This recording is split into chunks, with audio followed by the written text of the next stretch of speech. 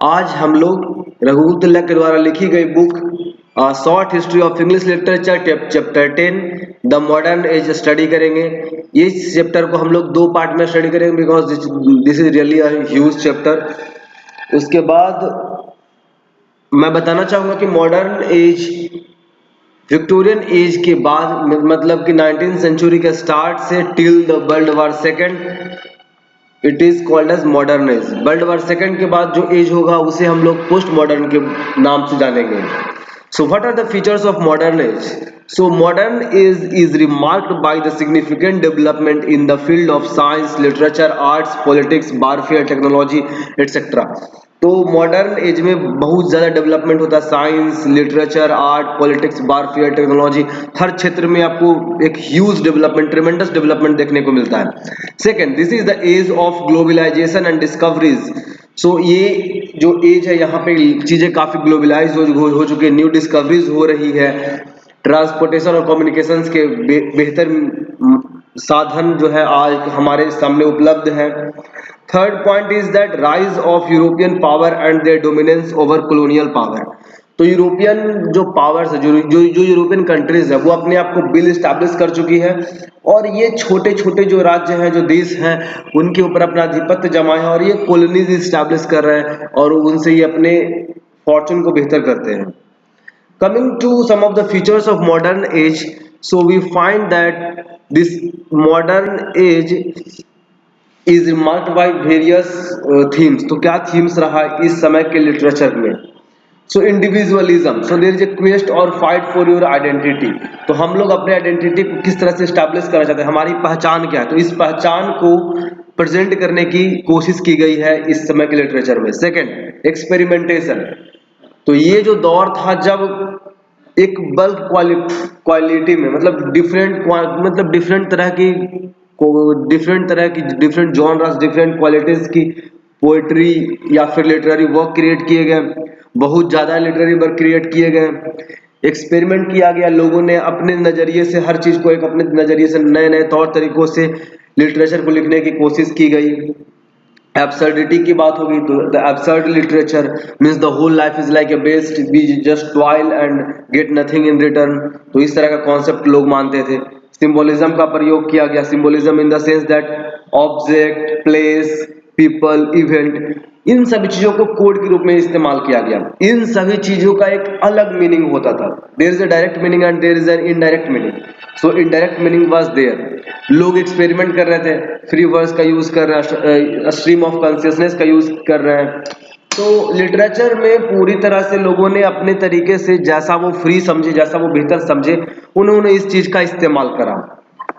उसके बाद stream of consciousness, surrealism, cubism, dadaism, futurism, expressionism, imagism, symbolism, formalism, इन सब चीजों का प्रयोग किया गया। फॉर्मलिज्म इन द सेंस की क्रिएटिविटी को जगह मिला, ओरिजिनलिटी को जगह मिला। तो हमने जाना कि मॉडर्न एज की ये विशेषताएं थी, उनके लिटरेरी क्वालिटीज जो थे वो किस तरह के थे। उसके बाद ये जो मॉडर्न एज है that starts from the early of 19th century till world war second. So what is the trend of modern poetry? So we will start now this chapter from there. So it was complexity. So first is complexity, means there is a mix of old and new.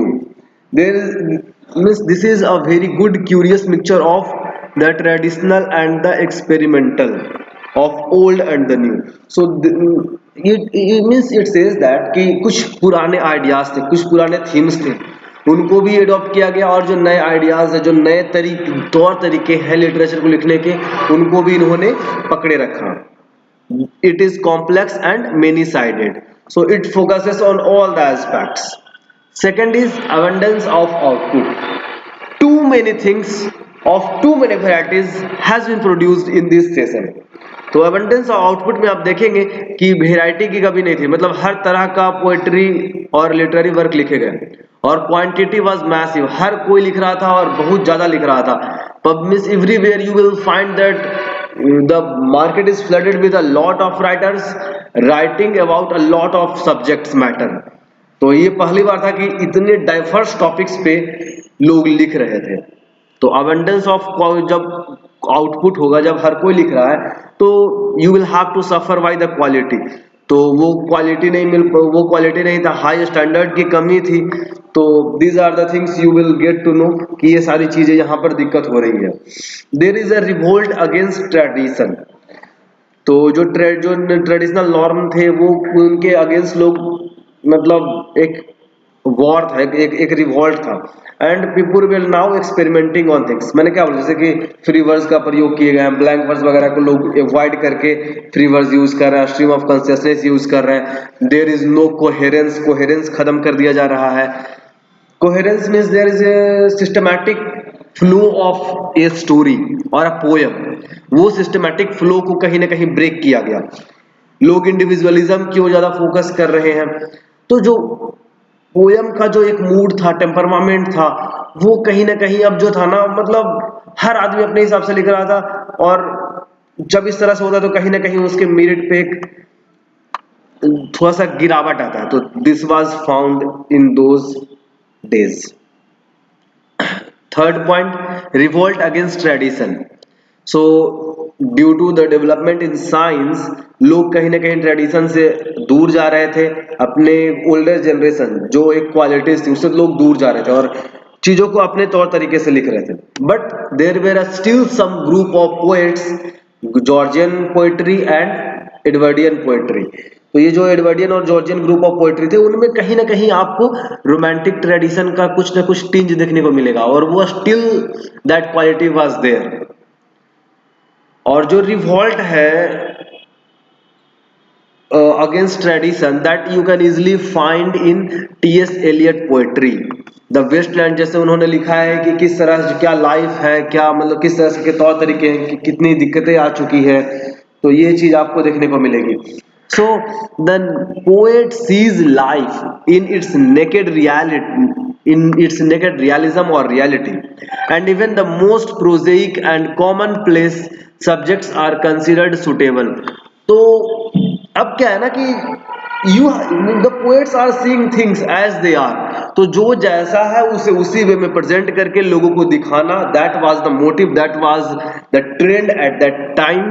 तो T.S.. Elliott में भी जो है nature को, poetry को, जो चीजें उनके आसपास घट रही है, तो उनको हूबहू जैसा था उन्होंने वैसे ही उसको प्रेजेंट करा। Coming to love of nature. So when we talk of love of nature, we will find that something is not that clear, means something ugly part of the life is being presented। nature is not spiritualized, nature is not intellectualized जैसा कि रोमांटिकिज्म होता था। they are presenting nature as it is। तो ये सारी चीजें आपको देखने को मिलेगी कि कोई स्पिरिचुअलाइज नहीं कर रहा है, कोई उसको एकदम हाईलाइट नहीं कर रहा है। तो जो है ना, एक नेचर उनके लिए उतना प्यारा नहीं है। बट कुछ पोएट्स हैं जहाँ पे आपको नेचर का जो एक फीलिंग्स है, जो एक जॉय इन नेचर है, वो आपको देखने को मिलेगा। तो जैसे वो पोएट है W H. Davies, Walter de la Mare, Edmund Blunden. So these are the writers who will means who will enjoy, who will show deep feeling of love and joy in nature। तो जहां तहां आपको जो है nature मिलेगा, but that will be dealt in such a way that it is so realistic, so true. Next is pity for poor and the suffering. तो आज के जो पोएट है, जो मॉडर्न पोएट है, वो सिर्फ नेचर लव को दिखाएंगे नहीं, बल्कि वे दिखाएंगे love and feelings for the lower animal living in the lap of nature. तो नेचर में जो गरीब लोग, जो छोटे जीव जंतु रह रहे हैं, जो जानवर हैं, उनके प्रति एक सहानुभूति दिखाने की कोशिश की जाएगी, और वो सहानुभूति आपको देखने को मिलेगा। जो डम क्रीचर्स हैं, उनकी किस तरह से लाइफ है, किस तरह से एक उनकी भी एक फीलिंग्स है, उस चीज को शो किया जाएगा। ह्यूमैनिटेरियन पॉइंट ऑफ व्यू को दिखाया जाएगा, एक deepen sense of pity for poor and the suffering. तो in the hand of clergy और the noble people, how common people are being, means how common people's life are getting affected.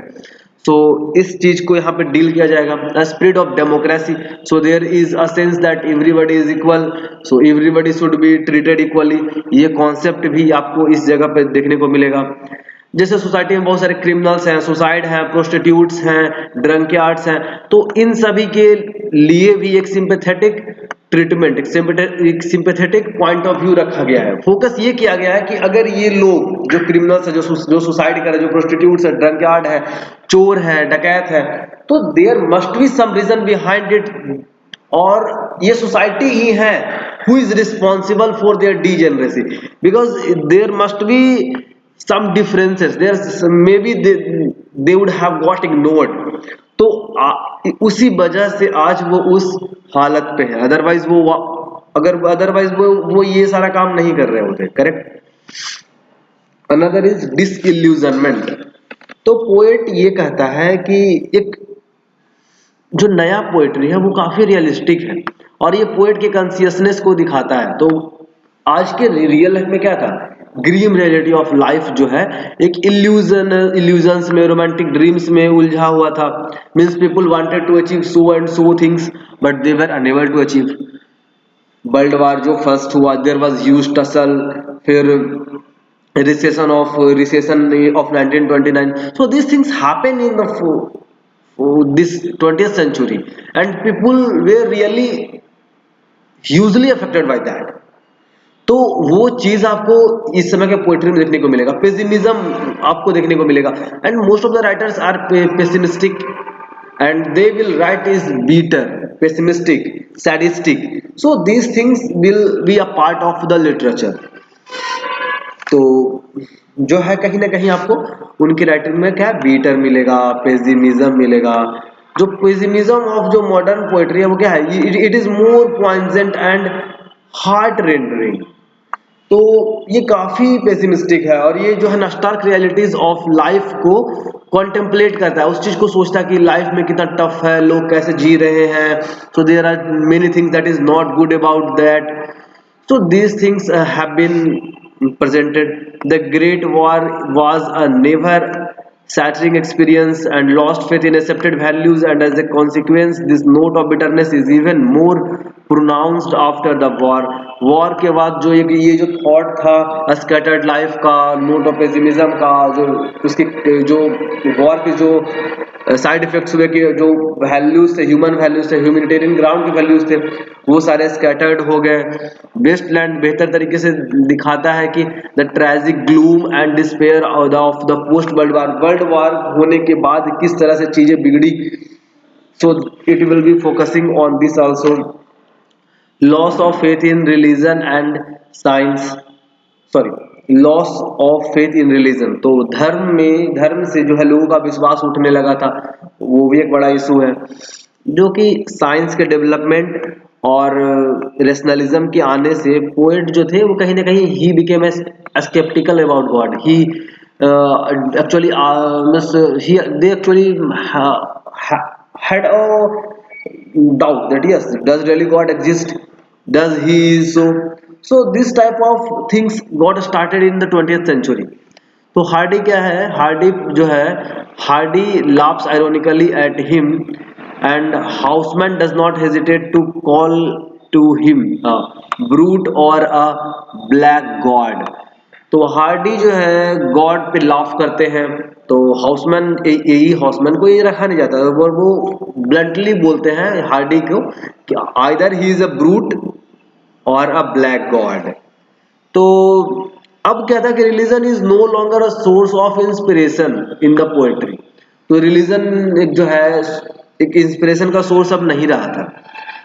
हालांकि कुछ poets हैं जिन्होंने religious point of view से चीजों को देखा है, जैसे कि टी.एस. एलियट, फ्रांसिस थॉमसन, ये क्रिश्चियन मिस्टिसिज्म को रिवाइवल या फिर उन सभी सब्जेक्ट्स पे ये फिर से लिखते हैं।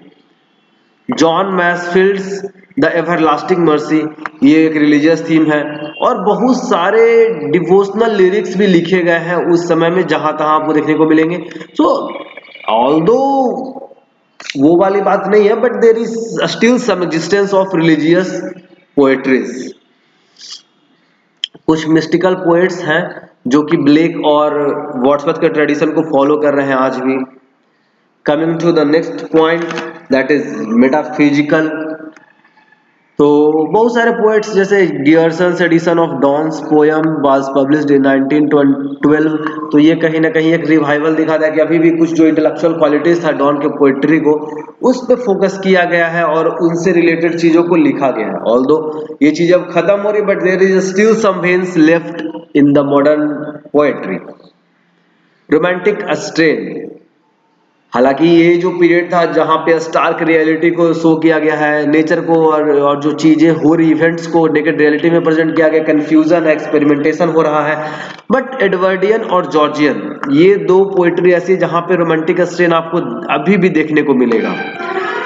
वो जो राइटर्स हैं जैसे वेल्टर डी ला मरे, जॉन मैसफील्ड, W.B. येट्स, तो ये सभी अर्थली रोमांटिक जो लॉगिंग है फॉर ए परफेक्ट वर्ल्ड, ये यहाँ पे देखने को मिलेगा। इनकी पोएट्री में एक फेयर लैंड की बात होगी, जो कि एक फेयर लैंड है, मतलब they want to present a second world where they will want to go, where they are searching for an escape.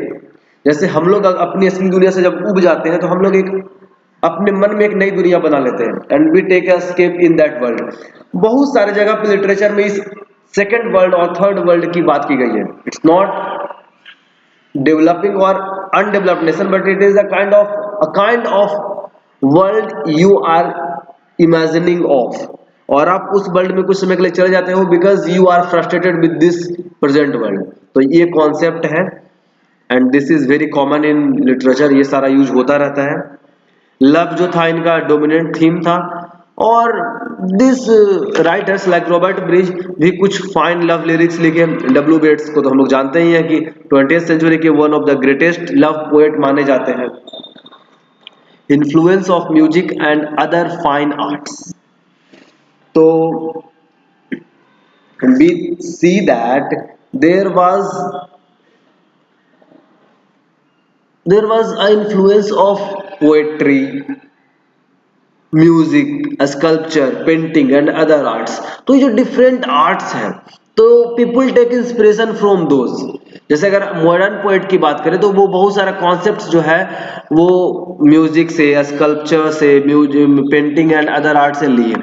और modern poets were free to use the vocabulary and techniques of other art. तो other art की कोई vocabulary, कोई technique है, कोई concept है, तो उस कॉन्सेप्ट को इन्होंने पोएट्री में लाया और उसको यूज करा।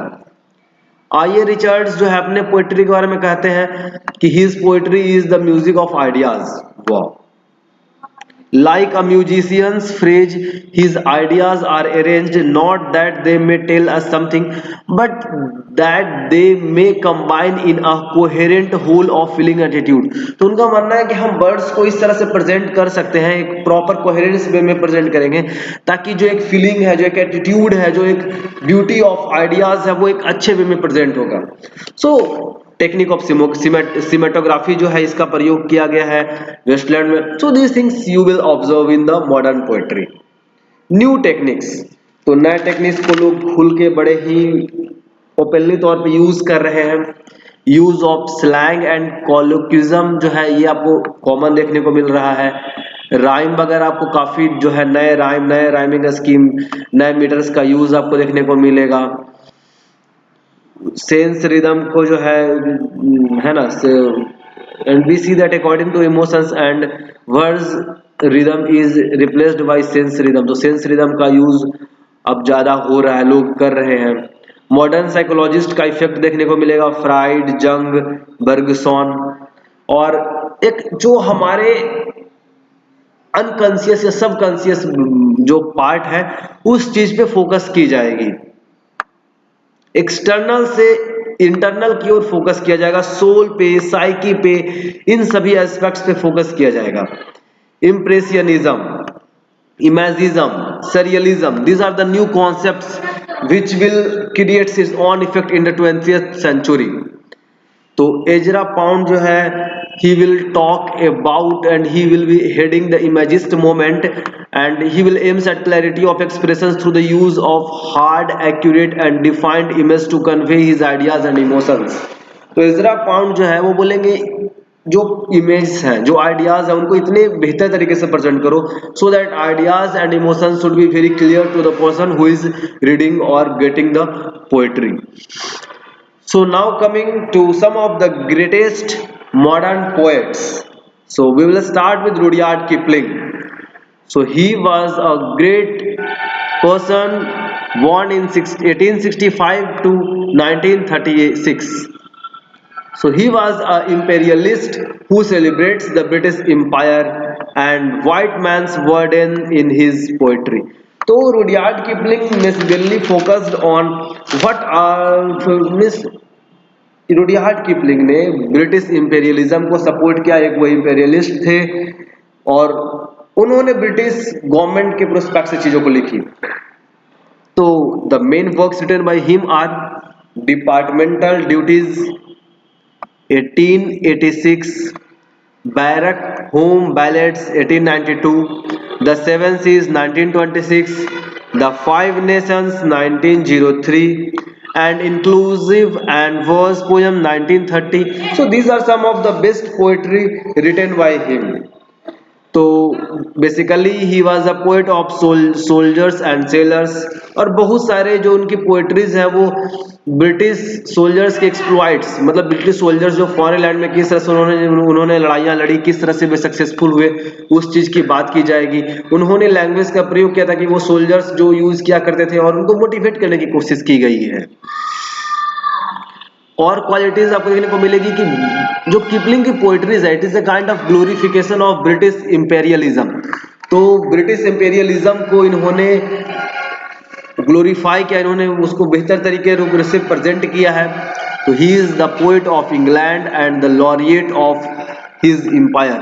तो इंग्लैंड जो इंग्लिश एम्पायर के ये लॉरिएट थे, पोएट ऑफ इंग्लैंड जाने माने पोएट हैं। That is what we know, we get through.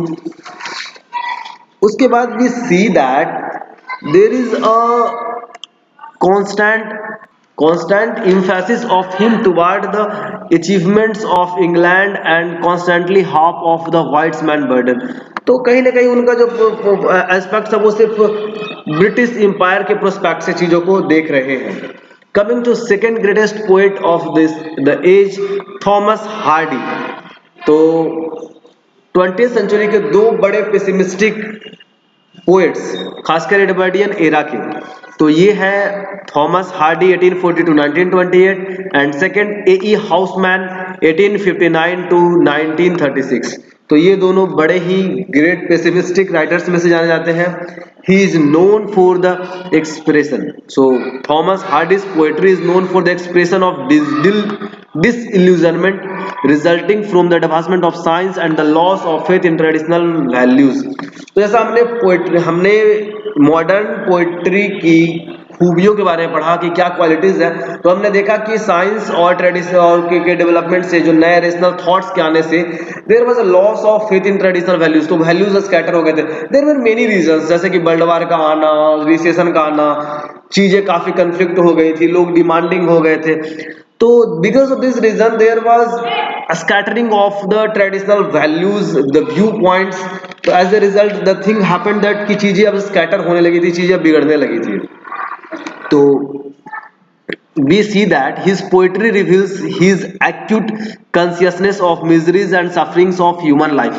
तो human life की जो miseries है, जो sufferings है, उस चीज को इन्होंने प्रेजेंट करने की कोशिश की गई।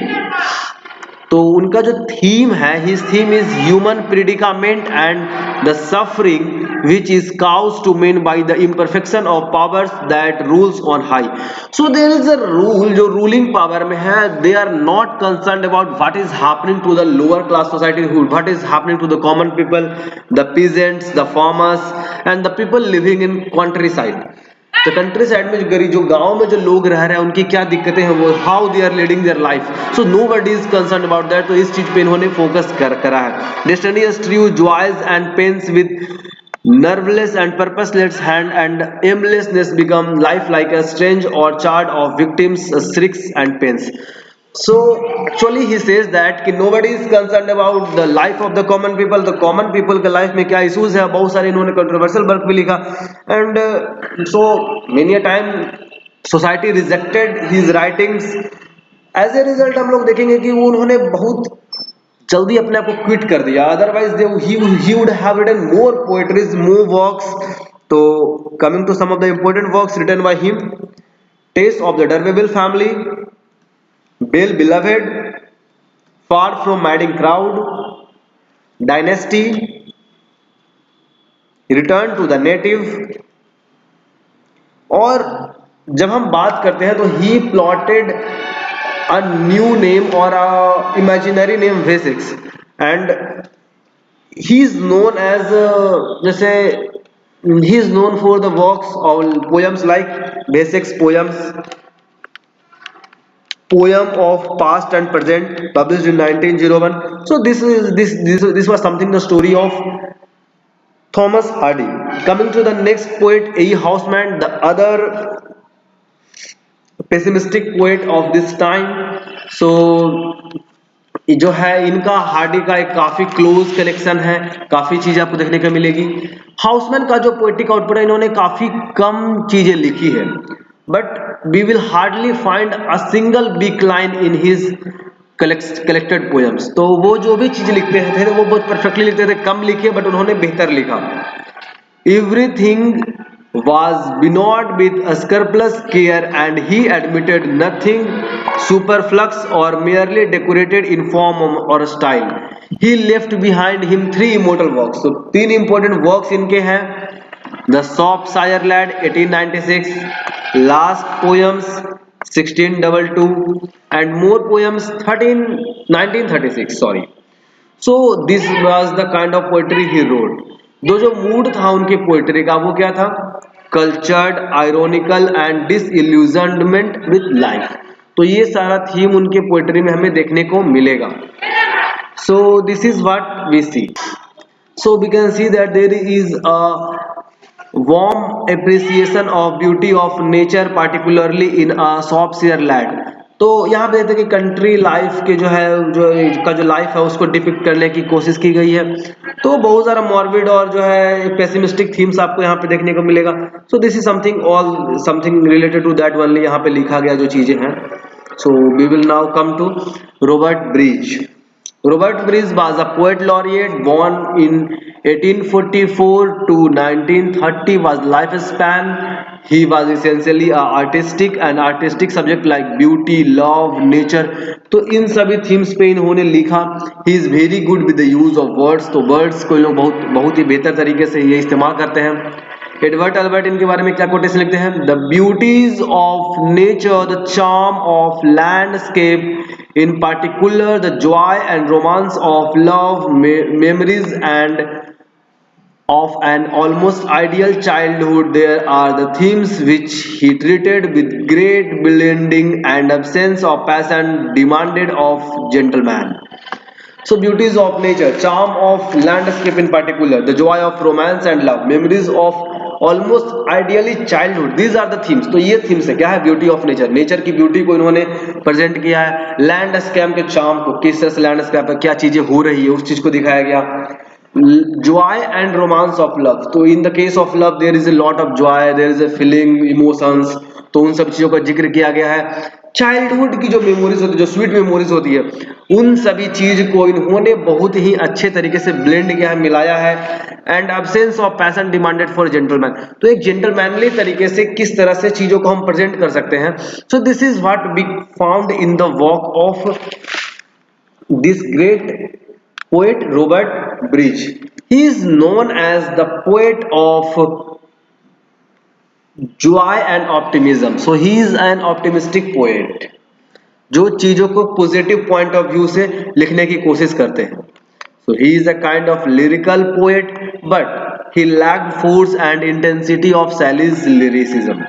although he is lyrical, but जो शैली की क्वालिटीज है वो इनमें वो चीज देखने को नहीं मिलती है। His lyrics are marked with artistic beauty, लेकिन जो फायर ऑफ पैशन है, the heat of emotion, that is not visible, वो देखने को नहीं मिलेगा आपको। ब्रिज की जो बेस्ट पोएट्री है वो है the growth of love, this is a kind of sonnet sequence. तो रॉबर्ट लिंड जो है उनके बारे में एक कोट लिखते हैं कि he is the poet of 9 o'clock in the morning। So he is a metrical artist. तो ये सारी चीजें हैं, जैसे यहाँ पर लिखा है the Robert bridge is a poet of joy and optimism. Robert Lind बोलते हैं he is the poet of 9 o'clock in the morning, so it's a kind of optimistic approach he adopts. So Robert Bridges is also a great lover of beauty of nature as he writes about those themes.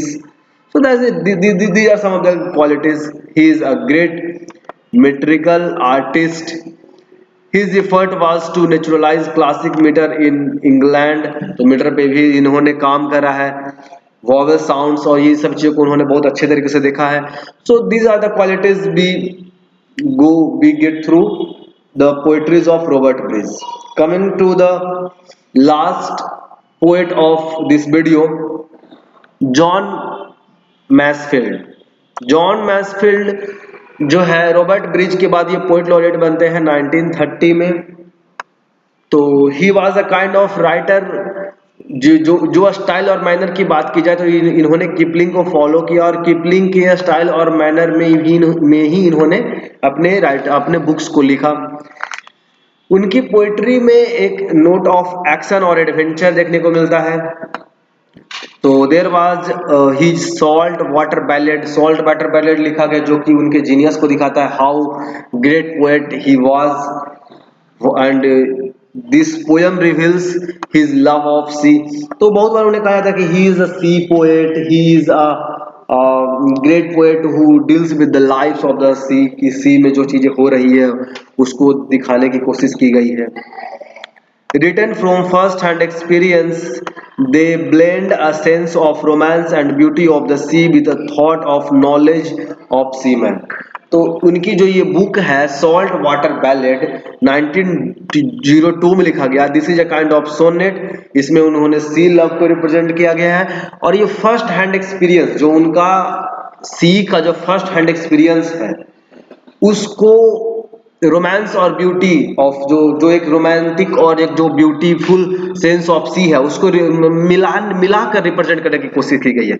Means the knowledge of sea is there and the love and romance and और the feelings और emotions for the sea जो जुड़ा हुआ है उसको बेहतर तरीके से ब्लेंड करके इस पोएट्री को प्रेजेंट किया गया. Coming to the second poet, the everlasting mercy 1921. ये उनका पहला ग्रेट नैरेटिव पोयम है.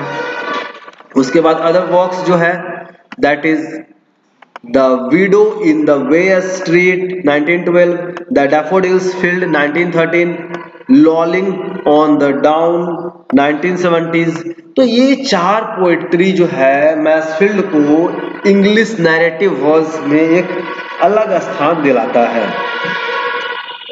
The other work written by him is Dover 1913.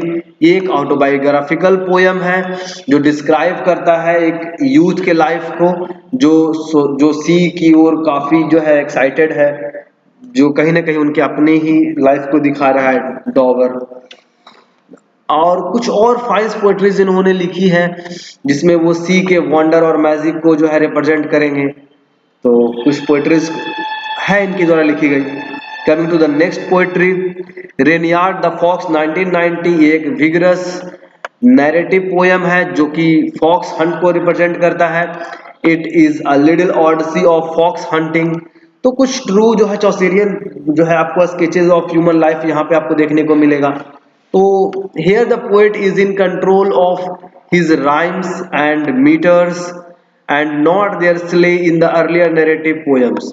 तो धीरे धीरे this poet John Masefield get matured और अब मीटर्स को ये बहुत ही कंट्रोल बहुत ही कायदे से इस्तेमाल करने में he has become very good at those things. तो he is a very great सी पोएट एंड द पोएट जो है सी के लाइफ को एटमॉस्फेयर को बहुत ही अच्छे तरीके से प्रेजेंट करते हैं. So when we come to the sufferings of his poetry, that we see that there is a coarse brutal realism expressed in slangery and violent phraseology in his besting scene. तो चीजों को bluntly represent करते हैं. Democratic जो feeling of sympathy है, जो love of nature है, तो ये इस चीज के लिए ये एडमायर किया जा सकता है. Love of nature, the appreciation of the beauty, जो कंट्री साइड की जो ब्यूटी है उस चीज को बहुत अच्छे तरीके से प्रेजेंट करते हैं. So this is what we observe through this poetry. आने वाले समय में हम लोग बेल्टर डी ला मरे, उसके बाद W.H. Davies, T.S. Eliot, W.B. Yeats, Dylan Thomas, तो इन सभी को हम लोग पढ़ेंगे। So till then Robert Brooke को भी हम लोग जो सोल्जर पोइट्री है, जो जिन्होंने वर्ल्ड वॉर फर्स्ट के समय बहुत सारी जो है वॉर पोइट्रीज लिखी, हम लोग उनके बारे में पढ़ेंगे आने वाले नेक्स्ट पार्ट में। So thank you very much.